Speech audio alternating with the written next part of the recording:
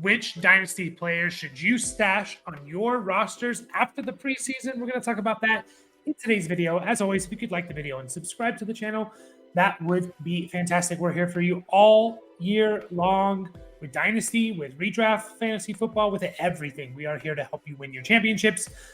And it is Thursday, August 31st. We are officially 1 week away from the NFL season happening, and I'm excited. Preseason is over. And we're looking today at some guys that had good preseasons that may have not been drafted in your rookie drafts or added in the waiver wires that could be out there on your waiver wires that I think should be stashed.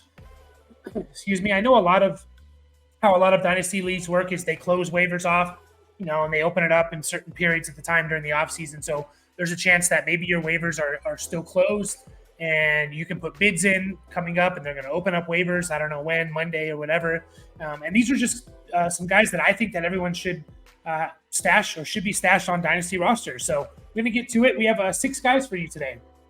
We're going to start off with our first guy, and that is Dorian Thompson-Robinson, quarterback for the Cleveland Browns. You can see his preseason stats down there, which is a super fun player to watch. Super fun. Threw for 440 yards, 2 touchdowns, and interception. Also ran for almost 70 yards. He's just an electric athlete. He went to UCLA. He was – a lot of people liked him just for his versatility and his athleticism and just how electric he was. So he is officially their quarterback too, behind Deshaun Watson. Now, if Deshaun Watson does get hurt, I'd imagine they bring up PJ Walker, who's on their practice squad. Another veteran they bring in to kind of start and not rely on the rookie, in my opinion. This is a team that has playoff aspirations, so if they have to rely on a backup quarterback there for a couple weeks, it's probably going to be someone like PJ Walker. But I definitely think, add DTR to your dynasty rosters, to your taxi squads. See what happens. The guy's he's just a fun player, really fun player, and if he ever does get that opportunity to start. He has that fantasy cheat code stuff where he runs the ball. So he can run the ball and he doesn't have to do a whole lot of passing in order to just be fantasy relevant. So DTR is my first guy on the list. Next up, we have Elijah Dodson from the San Diego Chargers.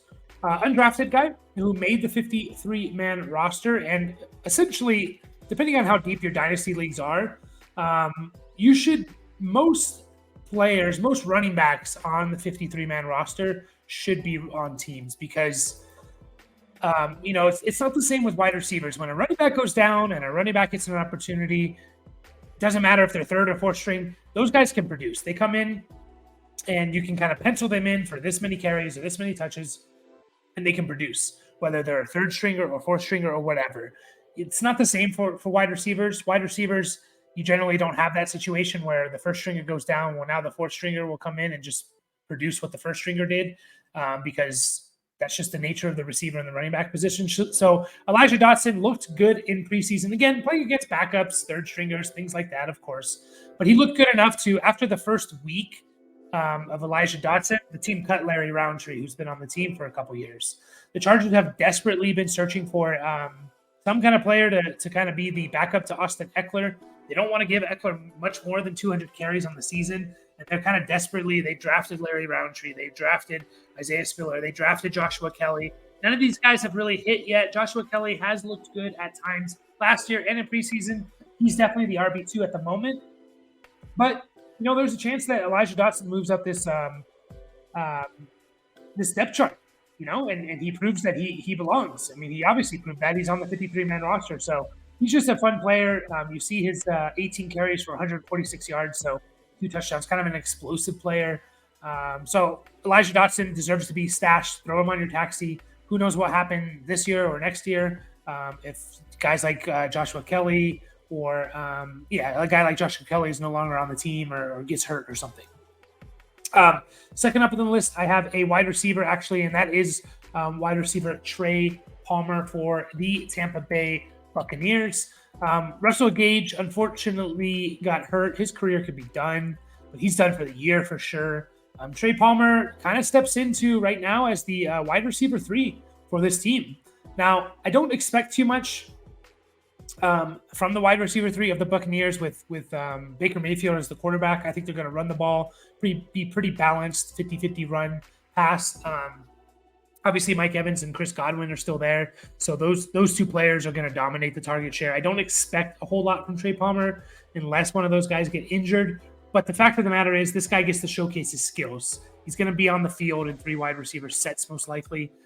So he's going to get a chance to showcase his skills. And all we need is for him to hit. All we need for him is to show potential. And if he does, you can potentially trade him for a pick, or you've found yourself possibly a future asset. You know, Mike Evans is not young. Chris Godwin is not old, but he's not young. And maybe he's coming up on the end of contract. This Buccaneers team could just look completely different come 2024. New quarterback, new coach, everything. And Trey Palmer, you know, possibly if he flashes this year, you know, 6th-round pick. He was kind of a target hog. He started off at LSU, went to Nebraska, and he was just a huge target hog in Nebraska. The passing offense ran through him. So I like Trey Palmer. I think he has, you know, again, he has a chance to showcase his talents. He's not a situation where you're stashing a guy that's not going to see playing time this year. And so you really don't know if you should keep him or keep stashing him. Trey Palmer is going to be a situation where he's going to get a chance to showcase it. If he flashes, you keep him. If he does nothing and just sucks or gets replaced, then you can cut him. So Trey Palmer is another guy I like. You can see his preseason stats there. Back to the quarterback position, Aiden OConnell. Now, I imagine this guy's on a lot of dynasty teams, especially if you have kind of open waivers throughout the offseason. Then this guy is definitely on teams. If you do have closed waivers until, you know, now or until Monday or whenever they open them back up, I'd put a significant amount of money on Aiden OConnell. A lot of people liked him coming out of college out of Purdue. And yeah, like Aiden OConnell, he's looked good in preseason. Again, I know he's facing backups. But still, would you rather him suck against backups? Like, you want him to look good against backups. That's like step 1, right? And he's kind of checked step 1. Again, a lot of people liked him coming out of college in Purdue, weren't sure how to properly grade him. He was a 4th-round pick. So not the best draft capital, but it's not like a 7th-round pick.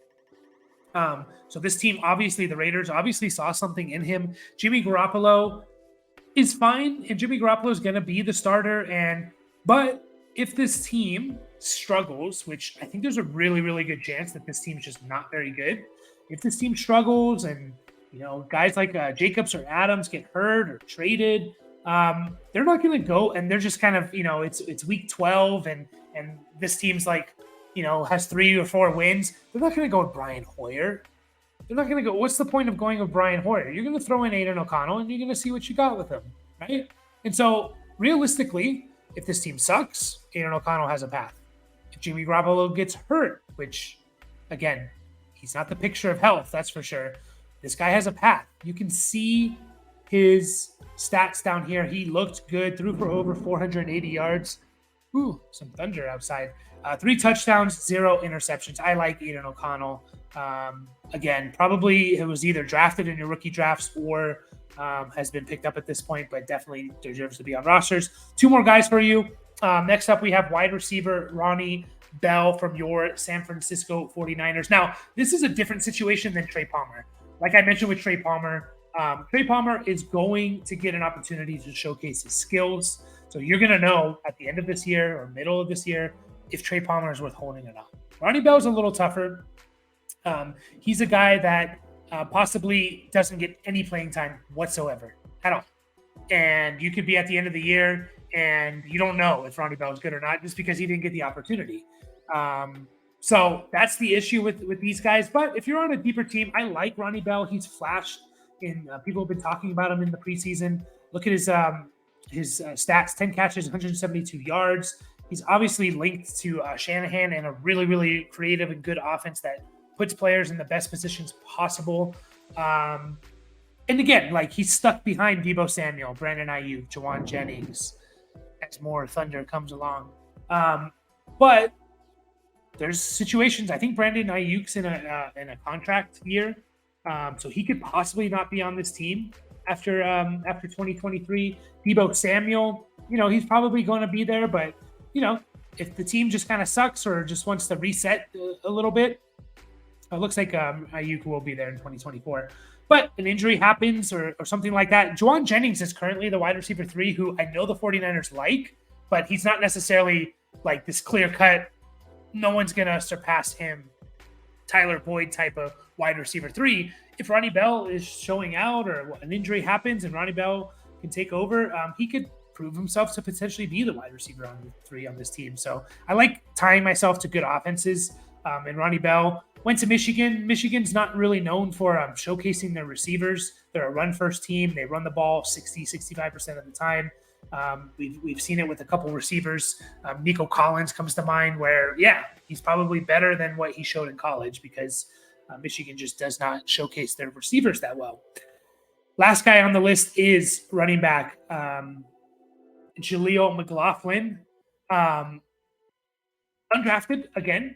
I think he's the all-time NCAA rushing yards leader, which isn't saying a whole lot because of COVID and all these rules where, he had guys staying in the NFL or in college for 5 or 6 years or something ridiculous. But this guy ran for over 8,000 yards in college, almost 80 rushing touchdowns. He can catch the ball. You can see his stats down below. He had 7 catches and 33 yards in the preseason, along with 21 carries and 113 yards. Sean Payton loves the guy, was hyping him up all offseason.